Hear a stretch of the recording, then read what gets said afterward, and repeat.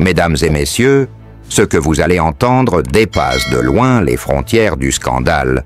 Nous ne sommes plus dans le domaine du simple fait divers, mais dans les abysses d'un empire construit sur le contrôle, le silence et la peur.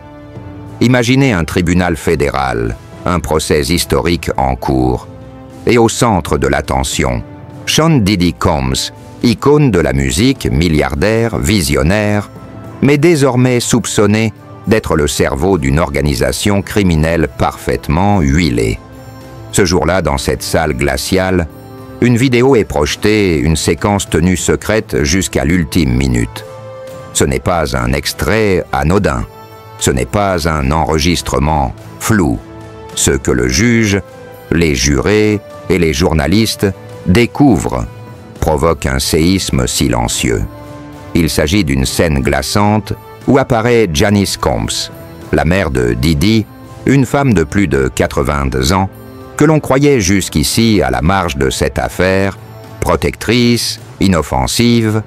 Pourtant, dans cette séquence filmée lors d'une des célèbres soirées, dite Freehoffs, elle ne se contente pas d'être présente, elle agit, elle orchestre. Son visage est net, identifiable, son attitude ne laisse place à aucun doute.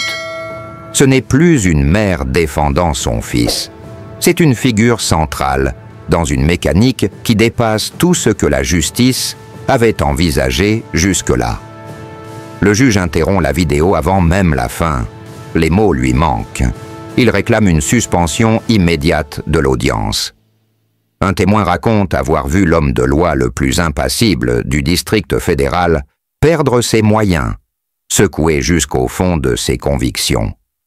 Cette image n'est pas seulement troublante, elle est toxique, car elle anéantit le cœur de la défense, qui jusqu'à présent martelait que tout était fondé sur des relations adultes, libres et consenties.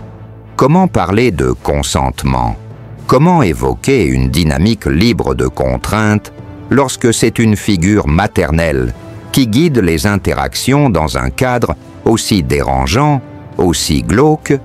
Ce que révèle cette vidéo, c'est un système, un clan, une structure familiale où les codes sont inversés, où le pouvoir s'exerce sans limite, où l'impunité se transmet de génération en génération.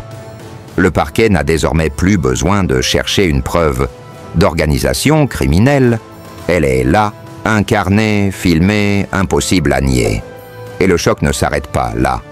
Des rumeurs commencent à filtrer sur d'autres vidéos, d'autres soirées, d'autres invités de marque. Ce n'est pas seulement Diddy qui est en cause, mais un réseau tentaculaire, mêlant célébrités, puissants et figures d'influence dans un ballet malsain où chacun joue un rôle codifié. L'enquête s'élargit, le FBI serait en train de recouper les témoignages avec des documents bancaires, des images de vidéosurveillance et même des enregistrements issus de téléphones saisis. Ce que tout le monde commence à comprendre, c'est que ce procès ne se limite pas à juger un homme. Il pourrait ouvrir une brèche dans l'industrie du divertissement elle-même, un monde doré qui cache depuis des décennies ces monstres derrière les rideaux épais du succès et de l'argent. Ce procès, si les éléments continuent de s'accumuler, pourrait devenir le plus grand scandale de l'histoire culturelle moderne. Et au centre de cette tempête, une question demeure terrifiante, glaçante. Combien savaient? Combien ont participé? Et surtout, combien se taisent encore? Restez avec nous, car ce que nous allons dévoiler dans les prochains épisodes pourrait changer à jamais votre regard sur les idoles d'hier. Quand on regarde aujourd'hui cette vidéo de Diddy et de sa mère, ce n'est plus simplement une scène étrange entre un fils et sa génitrice, c'est le reflet d'un conditionnement ancien, d'un lien tordu, forgé dans un climat d'excès et d'ambiguïté, car cette intimité troublante n'est pas née par hasard. Elle est le produit d'années de confusion, où la figure maternelle n'était pas celle qui protège, mais celle qui expose, pousse, encourage, parfois même orchestre. Selon plusieurs sources, Janice Combs aurait dirigé dans les années 80 et 90 une agence de mannequins, en apparence légale. Mais en réalité, cette structure aurait servi de couverture à un réseau de prostitution de luxe des femmes recrutées. Soi-disant pour des campagnes de mode, auraient en vérité été formées à satisfaire une clientèle élitiste, et qui était souvent présent à ces séances de sélection, le jeune Sean Combs, lui-même silencieux, observateur de cette mécanique sophistiquée qui mélangeait glamour et prédation. Alors quand aujourd'hui on entend les témoignages d'anciennes collaboratrices de Didi qui décrivent non des soirées verrouillées, des scripts imposés, des substances distribuées pour altérer la volonté des femmes, cela ne semble plus être une coïncidence. Cela ressemble à une continuité, à un modèle appris, reproduit, perfectionné. Et dans ce modèle, sa mère aurait été la première architecte. Les procureurs n'osent pas encore le dire ouvertement, mais dans les couloirs de la justice fédérale, là, question circule. Et si l'Empire Combs était en réalité un héritage toxique transmis de génération en génération, ce que la justice tente aujourd'hui de déconstruire, ce n'est pas seulement l'image d'un magnate du divertissement, c'est celle d'une dynastie bâtie sur la manipulation, le silence et le pouvoir dissimulé derrière les projecteurs et les paillettes. Didi n'est peut-être pas un monstre né du hasard, il serait le résultat d'un processus implacable, façonné par une éducation anormale, un contexte où les repères étaient inversés et où l'amour se monnayait par l'obéissance et la performance dans la salle d'audience. Ce n'est plus seulement la culpabilité de Didi qui est jugée, c'est la nature même de son ascension, ses racines, son entourage, ses modèles, car si les éléments s'accumulent, les vidéos, les témoignages, les archives, alors l'affaire prend une ampleur que personne n'avait anticipée. On ne parle plus d'un homme, on parle d'un système, et à la tête de ce système, une femme jusque-là invisible, Janice Combs, mère de l'accusé, peut-être bien plus qu'une simple parente spectatrice peut-être. La pierre angulaire d'un empire du silence dans les prochains jours. Les révélations risquent de se multiplier, chaque nouveau détail viendra noircir un tableau déjà étouffant, et ceux qui pensaient que cette affaire n'était qu'une vengeance médiatique risquent de comprendre qu'on est face à un drame familial profond, une tragédie à huis clos, où la cellule la plus sacrée, la famille, devient le théâtre d'un empoisonnement invisible. La justice n'en est qu'au début, mais déjà, les fondations de l'image publique de Didi s'effondrent, morceau par morceau.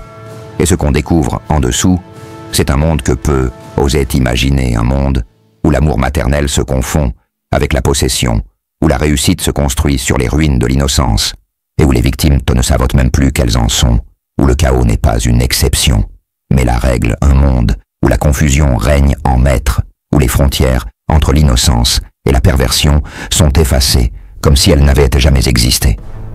C'est dans ce décor glaçant qu'a grandi un jeune garçon, appelé Sean. Un garçon qui n'a pas appris l'amour, mais le pouvoir. Pas la tendresse, mais le contrôle. Pas la protection, mais la manipulation. Car dans cette maison de Mont-Vernon, il ne s'agissait pas de simples soirées, entre amis, mais d'événements méthodiquement organisés, avec des invités venus tout droit des rues de Harlem, des proxénètes, des escrocs, des toxicomanes, tous réunis dans un ballet d'excès orchestré, non pas par un inconnu mais par Janice Combs, la mère elle-même hôtesse d'un monde interdit. Vous imaginez ce que cela fait à un esprit en construction, ce que cela implante dans le cerveau d'un enfant qui observe sans comprendre et qui ressent sans pouvoir fuir. Les psychologues le confirment, un tel contexte détruit les repères essentiels. Il enseigne à l'enfant que l'amour s'achète, que l'attention se mérite par l'obéissance, que la sexualité est un outil de pouvoir et que l'intimité saine n'existe pas. Sean n'a pas été élevé, il a été programmé comme un spectateur captif d'un théâtre d'adultes sans limite, et ce qu'il voyait jour après jour n'avait rien d'accidentel. Plus tard, les rumeurs se sont multipliées à propos de cette fameuse agence de mannequins dirigée par Janice Combs. En apparence, tout semblait légal, de jeunes femmes formées pour défiler. Mais derrière les rideaux, selon plusieurs sources, ce n'était qu'une façade, une couverture habile pour un réseau de prostitution élitiste, où les mannequins n'étaient pas préparés à poser, mais à satisfaire certains clients très particuliers, et qui assistaient à tout cela en silence, un jeune garçon au regard vide, un garçon nommé Shan. Alors posons la question qui dérange quand un enfant grandit dans un univers où le désir est marchandisé, où les femmes sont utilisées comme des pions, où chaque événement cache une opération secrète. Que devient-il en tant qu'adulte? Est-il encore capable de discerner la séduction du viol, le fantasme de la réalité, la domination du respect? Ou bien reproduit-il mécaniquement ce qu'il a appris dans l'enfance? Les témoignages d'aujourd'hui parlent de soirées verrouillées, de scénarios sexuels, imposés, de manipulations psychologiques, millimétrées. Rien de spontané, tout était orchestré, comme dans une entreprise. Et pour les experts, ce n'était pas un hasard, mais le résultat d'un modèle intériorisé dès les premières années de vie. Les spécialistes parlent d'un cycle de traumatisme, un cercle infernal où la victime d'hier devient le bourreau de demain. Et ici, ce cycle aurait pour point de départ une mère Janice Combs. Loin de l'image protectrice qu'on lui a longtemps attribuée, elle apparaît désormais comme une architecte silencieuse d'un système toxique, une figure centrale dans une chaîne de domination, et peut-être même une co-auteure indirecte des actes reprochés à son fils. Car aujourd'hui, l'affaire a changé de dimension. Ce n'est plus seulement un producteur célèbre accusé de violence, ce n'est plus seulement une star face à la chute, c'est un empire entier qui tremble, une dynastie bâtie sur les apparences, une légende musicale dont les fondations semblent avoir été construites sur des mensonges et des corps brisés. Et dans cette nouvelle phase de l'enquête, c'est le RICO Act qui entre en jeu, cette loi fédérale terrifiante créée en 1970 pour démanteler les mafias, les cartels, les réseaux organisés. Et cette fois, elle vise. Didi les procureurs ne parlent pas plus d'excès. Ils parlent d'un système structuré, planifié, exécuté comme une organisation criminelle, avec des rôles, des hiérarchies, des missions bien définies, des cibles précises, et une logistique digne des grandes entreprises. Et au cœur de cette structure, ils soupçonnent la présence d'une femme d'apparence inoffensive, mais dont l'influence pourrait avoir été décisive, Janice Combs. Si les images, les documents, les témoignages prouvent qu'elle a participé, même indirectement, à ces soirées codées, surnommées les Frey-Off, alors elle ne serait plus la mère fidèle, elle serait une pièce maîtresse dans un procès fondé sur le RICO Act. Plus la structure est cohérente, plus la chaîne de responsabilités est claire, plus il devient simple pour l'accusation de frapper fort. Et si Janice Combs est identifiée comme facilitatrice, organisatrice ou protectrice du système, alors le procès bascule. Il ne s'agira plus seulement de condamner un homme, mais de disséquer une organisation entière, une dynastie familiale, où l'horreur était un héritage, où la manipulation se transmettait comme une tradition. Voilà où nous en sommes aujourd'hui, une icône déchue, un empire fissuré, une mère qui pourrait bien être la clé d'un scandale national. Et ce que le public découvre aujourd'hui, c'est que parfois, le monstre n'est pas celui qu'on pointe du doigt, mais celui qui l'a élevé, formé, nourri. Plus tard, les rumeurs se sont multipliées à propos de cette fameuse agence de mannequins dirigée par Janice Combs. En apparence, tout semblait légal. De jeunes femmes formées pour défiler, mais derrière les rideaux, selon plusieurs sources, ce n'était qu'une façade, une couverture habile pour un réseau de prostitution élitiste, où les mannequins n'étaient pas préparés à poser, mais à satisfaire certains clients très particuliers, et qui assistaient à tout cela en silence, un jeune garçon au regard vide, un garçon nommé Shan. Alors posons la question qui dérange, quand un enfant grandit dans un univers où le désir est marchandisé, où les femmes sont utilisées comme des pions, où chaque événement cache une opération secrète, que devient-il en tant qu'adulte? Est-il encore capable de discerner la séduction du viol, le fantasme de la réalité, la domination du respect, ou bien reproduit-il mécaniquement ce qu'il a appris dans l'enfance? Les témoignages d'aujourd'hui parlent de soirées verrouillées, de scénarios sexuels, imposés, de manipulations psychologiques millimétrées. Rien de spontané, tout était orchestré, comme dans une entreprise. Et pour les experts, ce n'est pas un hasard, mais le résultat d'un modèle intériorisé dès les premières années de vie. Ce qui se joue aujourd'hui dans les tribunaux américains dépasse de loin le simple cas d'un artiste controversé. Ce que révèle peu à peu ce procès, c'est l'existence possible d'un héritage criminel, une toile familiale tissée depuis des décennies dans l'ombre où le sexe, le pouvoir et le silence formaient les fondations inébranlables d'un empire. Ce n'est plus seulement un homme accusé de dérive, c'est un binôme mère et fils qui apparaît uni par une logique de contrôle, d'exploitation et de manipulation, et c'est précisément ce genre de structure souterraine que le RICO Act a été conçu pour démanteler. Le consentement devient alors une illusion, un masque plaqué sur la peur, la contrainte, la dépendance. Ce n'est pas une liberté, c'est un piège. Et dans ce piège, chaque pièce du puzzle semble trouver sa place. La défense, dirigée par l'avocat Marc Agnon, s'accroche à une stratégie fragile, presque désespérée. Il déclare que les vidéos sont trafiquées, montées hors contexte, manipulées pour provoquer un choc émotionnel. Il parle de plans coupés, d'angles trompeurs, d'accélérations volontairement choquantes, mais plus les audiences avancent, plus ces justifications sonnent creux. Creux comme le vide, laissé par une vérité qu'on tente d'étouffer. Parce qu'on n'est plus face à une accumulation de preuves éparses. On est face à un tout cohérent, terrifiant, implacable. Chaque témoignage, chaque document, chaque trace numérique raconte la même chose. Un système. Pas un dérapage isolé, pas un moment de faiblesse, non. Une mécanique bien huilée où chaque geste, chaque regard, chaque humiliation avait un but. Et ce but n'était pas le plaisir, mais le contrôle. Didi n'apparaît plus comme un artiste persécuté, ni même comme une célébrité victime d'un retour de bâton. Il se dresse désormais comme le centre nerveux d'une organisation où l'abus n'était pas un risque mais une méthode. Une manière de dominer, de recruter, de briser. Et ce système, aussi puissant ait-il été, pourrait bien s'effondrer sous le poids de ses propres excès. Parce que la justice avance, lente mais inexorable, et que la vérité, quand elle émerge à travers les fissures du mensonge, est comme l'eau. Elle s'infiltre partout, elle ronge les fondations, elle finit toujours par noyer ceux qui pensaient pouvoir l'ignorer. Didi, aujourd'hui, ne lutte plus pour son image.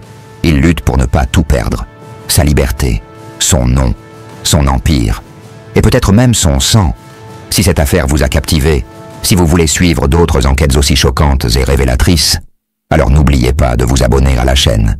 Activez la cloche pour ne rien rater des prochains épisodes. Ici, chaque histoire cache une vérité. Chaque vérité mérite d'être entendue. Merci d'avoir regardé et à très bientôt pour une nouvelle plongée dans les ténèbres de la justice.